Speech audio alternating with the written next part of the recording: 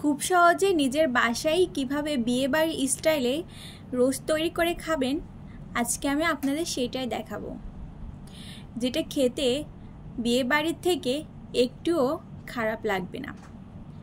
আসসালামু আলাইকুম everyone, Sabina Cynthia ইমুর রান্নাঘরে আপনাদের সবাইকে স্বাগতম।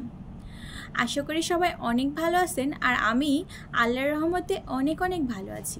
আজকে আমি আপনাদের দেখাবো রোস্ট রান্নার রেসিপি। তাহলে চলুন শুরু করা যাক। সবার প্রথমেই মুরগিটা ভালো করে কেটে ধুয়ে নিব।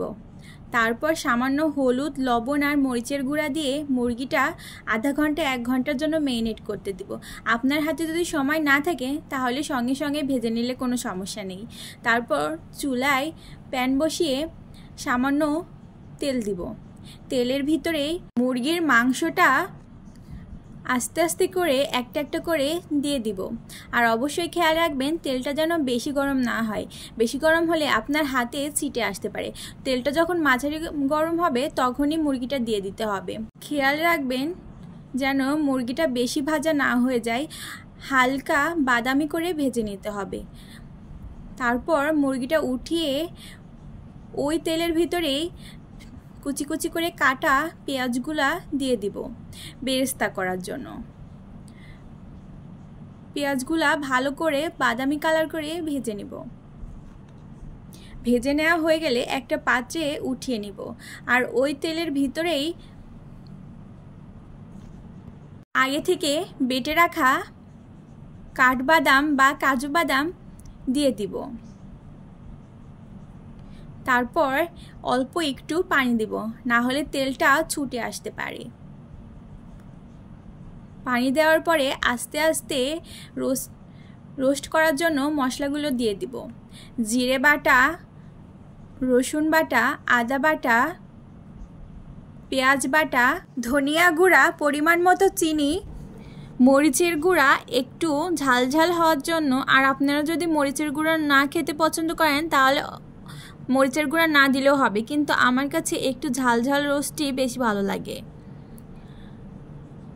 তারপর সর্বশেষ রোস্টের প্যাকেটের যেই মশলা সেই মশলাটা দিয়ে দিব।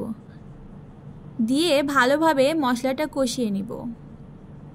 যখন দেখবেন মশলাটা ভালোভাবে কষানো হয়ে গেছে সেই পর্যায়ে পরিমাণ মতো টক দই দিয়ে দিতে হবে।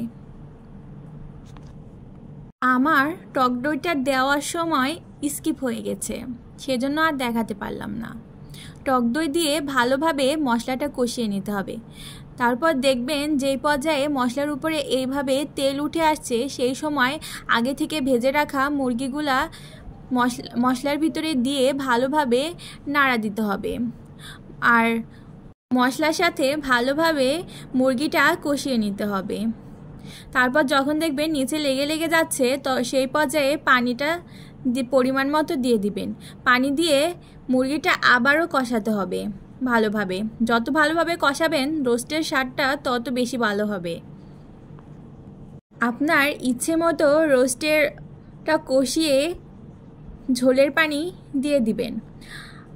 অনেকেই এই পর্যায়ে দুধ ব্যবহার করে, কিন্তু আমি আজকে আর দুধ ব্যবহার করলাম না। আপনাদের যদি ইচ্ছে হয় তাহলে অবশ্যই দুধ ব্যবহার করবেন পানি না দিয়ে। ঝোলের পানিটা একটু শুকিয়ে আসলেই মনে করবেন আপনার রোস্টটা হয়ে গেছে। তো এতক্ষণ ধরে আমার ভিডিওটা দেখার জন্য অনেক ধন্যবাদ সবাইকে।